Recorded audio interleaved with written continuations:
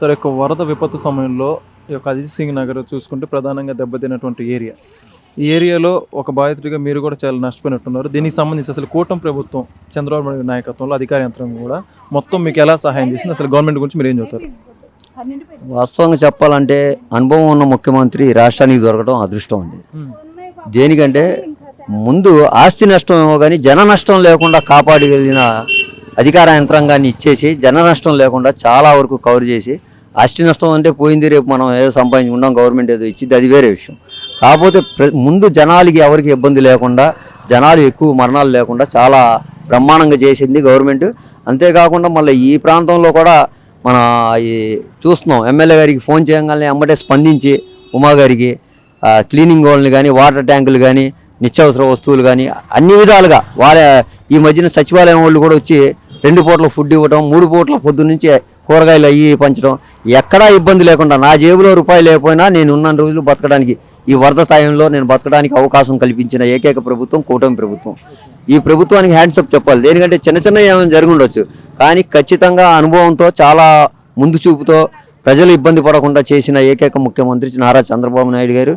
అదే చూసాం, లోకేష్ బాబు గారు కూడా తిరగటం, అసలు జనాల్లోకి వచ్చి ఈ సింగనగర్ ప్రాంతానికి కనీసం 4 సార్లు వచ్చారు. సీఎంగా ఉండి లోన్ ఏరియాకి వచ్చారు. ఆయన వచ్చి జనాల్ని అడిగి మీకు ఏ ఇబ్బంది లేదు నేను ఉన్నా అని ఒక భరోసా ఇచ్చేయడం మాకు చాలా ధైర్యం అనిపించింది. మనోధైర్యంతో ఆయన ప్రభుత్వాన్ని మమ్మల్ని ముందుకు లాక్కెళ్ళాడు. ఆయన ప్రభుత్వం కూడా మేము హ్యాండ్సప్ చెప్తామండి, చాలా బాగుంది ఈ ప్రభుత్వం. కొంతమంది రాజకీయంగా ఆరోపణలు చేస్తున్నారు, సరిగ్గా పట్టించుకోవట్లేదు ప్రభుత్వం, ప్రజలు ఇబ్బందుల్లో ఉంటే పట్టించుకోవట్లేదు, తిరగట్లేదు అంటున్నారు. దాని గురించి మీరేమంటారు? ఇందాక చెప్పా 1-2 ఇన్సిడెంట్లు నిన్న కూడా నేను చూసా టీవీలో. అది చిన్న ఇన్సిడెంట్, అది సీన్లో మనం చూసాం. అది చిన్న ఇన్సిడెంట్కి కొన్ని మీడియా, గవర్నమెంట్కి వ్యతిరేకం మీడియా ఏమో దాన్ని పెద్ద ఫోకస్ చేసి ఇచ్చేశారు. అదైతే వీఆర్ఓ తప్పిదం ఉంది, కాకపోతే గవర్నమెంట్ అక్కడ తప్పు చేయలేదు. చంద్రబాబు నాయుడు గారు దీని గురించి చాలా స్పష్టంగా జరిగింది. ఎవరైతే ప్రభుత్వ అధికారులు కావచ్చు, వరద బాధితుల పట్ల కానీ మీ పట్ల కానీ నిర్లక్ష్యంగా వ్యవహరిస్తే ఉపేక్షించేది లేదు, కాలర్ పట్టుకొని వాళ్ళని నిలదీయండి, నేను చూసుకుంటా అని చెప్పి చెప్పడం జరిగింది. ఇలాంటి ముఖ్యమంత్రిని గతంలో ఎప్పుడన్నా చూసారా? నేను అనకూడదండి, గతంలో 5 సంవత్సరాలు, 5 కాదు, నేను దరిదాపు 15 సంవత్సరాల నుంచి కాంగ్రెస్ వైసీపీలో ఉన్నా. ఎలక్షన్ ముందే టీడీపీకి వచ్చా.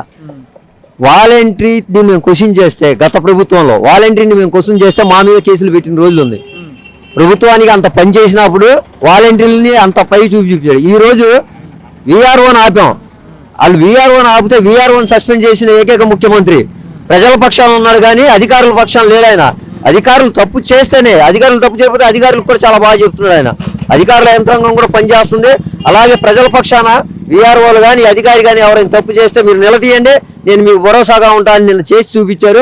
అలాంటి ముఖ్యమంత్రి ఉండాలి, కానీ ఏదో వాలంటీర్లకి కొమ్ము కాస్తూ, సచివాలయాలు కొమ్ము కాస్తూ చేయలే ఆయన. ప్రజల పక్షాన్ని నిలబడ్డాడు, పేదల పక్షాన్ని నిలబడ్డాడు ఆయన. చూస్తే వరద అయితే తగ్గింది, మరి మీకు రేషన్ కానీ యొక్క పారిశుద్ధ పనులు కావచ్చు, ఎలక్ట్రిక్ పనులు కావచ్చు, ఇవన్నీ కూడా మరి జరిగాయి మీకు? ఇవన్నీ కూడా పారిశుద్ధ పనులు, రేషన్ మొత్తం వస్తుందండి, దానికి ఏం డోకా లేదు. వాటర్ కూడా వచ్చినట్టు, ఇప్పుడు మీకు క్లీనింగ్ వాటర్ కూడా వస్తున్నట్టు వాటర్ పట్టుకుంటున్నాను. నేనే ఉదాహరణకి 2 రోజుల నుంచి నేను వాటర్ దగ్గర నుండి చేయిస్తున్నాను. అంటే మా వంతు సాయంగా మేము చేస్తున్నాం.